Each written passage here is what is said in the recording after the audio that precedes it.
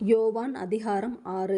இவைகளுக்குப் பின்பு இயேசு திபேரியாக் கடல் என்னப்பட்ட கலிலேயாக் கடலின் அக்கரைக்குப் போனார். அவர் வியாதிக்காரரிடத்தில் செய்த அற்புதங்களைத் திரளான ஜனங்கள் கண்டபடியால் அவருக்குப் பின் சென்றார்கள்.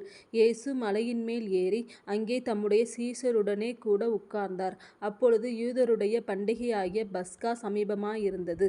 இயேசு தம்முடைய கண்களை ஏறெடுத்து திரளான ஜனங்கள் தம்மிடத்தில் வருகிறதைக் கண்டு பிலிப்பை நோக்கி, இவர்கள் சாப்பிடத்தக்கதாக அப்பங்களை எங்கே கொள்ளலாம் என்று கேட்டார். தாம் செய்யப்போகிறதை அறிந்திருந்தும் அவனைச் சோதிக்கும்படி இப்படிக் கேட்டார். பிலிப்பு அவருக்குப் பிரதியுத்தரமாக, இவர்களில் ஒவ்வொருவனும் கொஞ்சம் கொஞ்சம் எடுத்துக்கொண்டாலும் 200 பணத்து அப்பங்களும் இவர்களுக்குப் போதாதே என்றான். அப்பொழுது அவருடைய சீஷரிலொருவனும் சீமோன் பேதுருவின் சகோதரனுமாகிய அந்திரேயா அவரை நோக்கி, இங்கே ஒரு பையன் இருக்கிறான். அவன் கையில் 5 வாற்கோதுமை அப்பங்களும் 2 மீன்களும் உண்டு. ஆனாலும் அவைகள் இத்தனை ஜனங்களுக்கு எம்மாத்திரம் என்றான். இயேசு, ஜனங்களை உட்கார வையுங்கள் என்றார். அந்த இடம் மிகுந்த புல்லுள்ளதாயிருந்தது. பந்தியிருந்த புருஷர்கள் ஏறக்குறைய 5000 பேராயிருந்தார்கள்.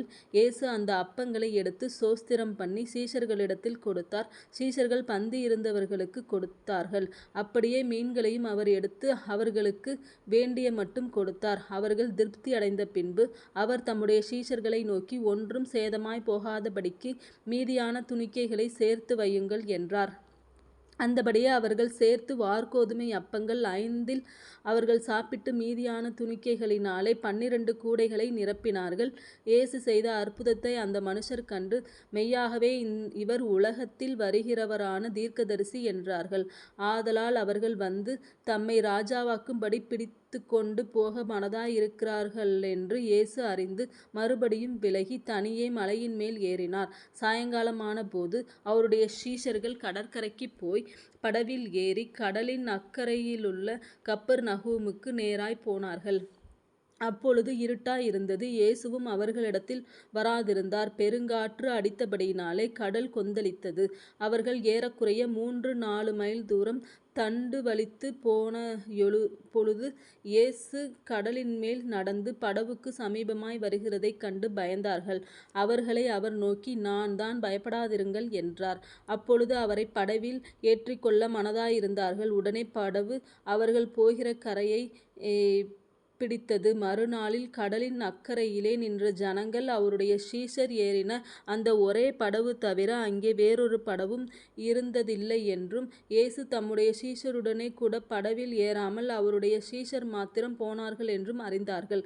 கர்த்தர் ஸ்தோத்திரம் செய்த பின்பு அவர்கள் அப்பம் சாப்பிட்ட இடத்துக்குச் சமீபமாய் திபேரியாவிலிருந்து வேறே படகுகள் வந்தது.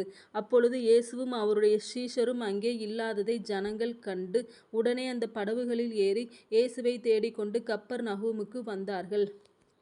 கடலின் அக்கரையிலே அவர்கள் அவரைக் கண்டபோது, ரபி, நீர் எப்பொழுது இவ்விடம் வந்தீர் என்று கேட்டார்கள். இயேசு அவர்களுக்குப் பிரதியுத்தரமாக, நீங்கள் அற்புதங்களைக் கண்டதினால் அல்ல, நீங்கள் அப்பம் புசித்து திருப்தியானதினாலேயே என்னைத் தேடுகிறீர்கள் என்று மெய்யாகவே மெய்யாகவே உங்களுக்குச் சொல்லுகிறேன். அழிந்து போகிற போஜனத்திற்காக அல்ல, நித்திய ஜீவன் வரைக்கும் நிலை நிற்கிற போஜனத்திற்காகவே கிரியை நடப்பியுங்கள்.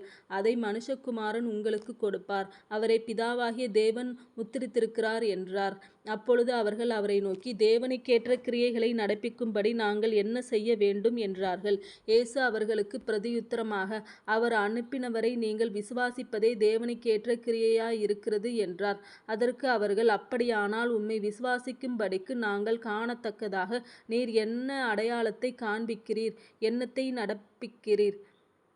வானத்திலிருந்து அவர்களுக்கு அப்பத்தைப் புசிக்கக் கொடுத்தார் என்று எழுதியிருக்கிறபடி நம்முடைய பிதாக்கள் வனாந்தரத்தில் மன்னாவைப் புசித்தார்களே என்றார்கள். இயேசு அவர்களை நோக்கி, வானத்திலிருந்து வந்த அப்பத்தை மோசே உங்களுக்குக் கொடுக்கவில்லை. என் பிதாவோ வானத்திலிருந்து வந்த மெய்யான அப்பத்தை உங்களுக்குக் கொடுக்கிறார் என்று மெய்யாகவே மெய்யாகவே உங்களுக்குச் சொல்லுகிறேன். வானத்திலிருந்திறங்கி உலகத்துக்கு ஜீவனைக் கொடுக்கிற அப்பமே தேவன் அருளிய அப்பம் என்றார். அப்பொழுது அவர்கள் அவரை நோக்கி, ஆண்டவரே, இந்த அப்பத்தை எப்பொழுதும் அப்பம் எங்களுக்கு தரவேண்டும் என்றார்கள். இயேசு அவர்களை நோக்கி, ஜீவ அப்பம் நானே.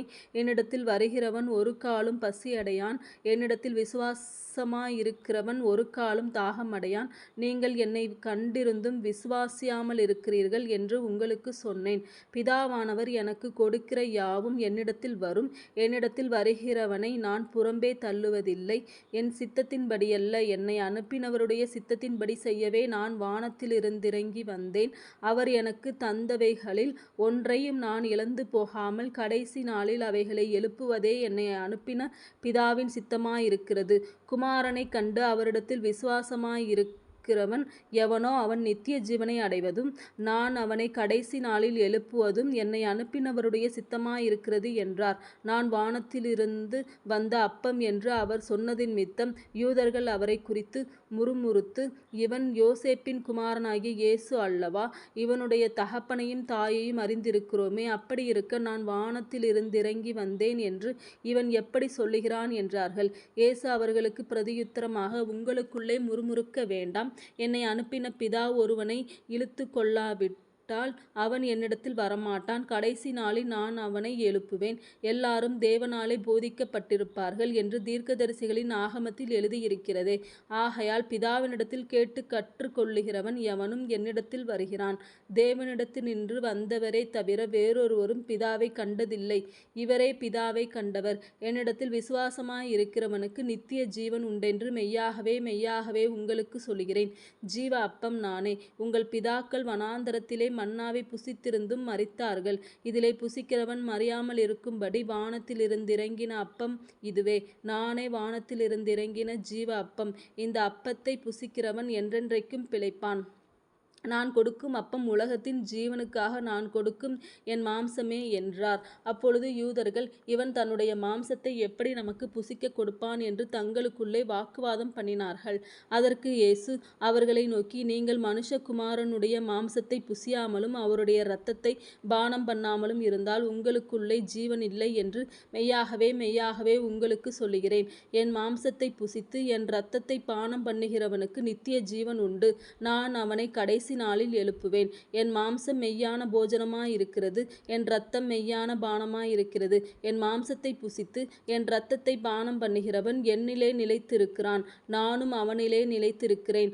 ஜீவனுள்ள பிதா என்னை அனுப்பினது போலவும் நான் பிதாவினால் பிழைத்திருக்கிறது போலவும் என்னை புசிக்கிறவனும் என்னாலே பிழைப்பான். வானத்திலிருந்திறங்கின அப்பம் இதுவே. இது உங்கள் பிதாக்கள் புசித்த மன்னாவைப் போலல்ல. அவர்கள் மரித்தார்களே. இந்த அப்பத்தை புசிக்கிறவனோ என்றென்றைக்கும் பிழைப்பான் என்றார். கப்பர்நகூமிலுள்ள ஜெப ஆலயத்திலே அவர் உபதேசிக்கையில் இவைகளைச் சொன்னார். அவருடைய சீஷரில் அநேகர் இவைகளைக் கேட்டபொழுது, இது கடினமான உபதேசம், யார் இதைக் கேட்பார்கள் என்றார்கள்.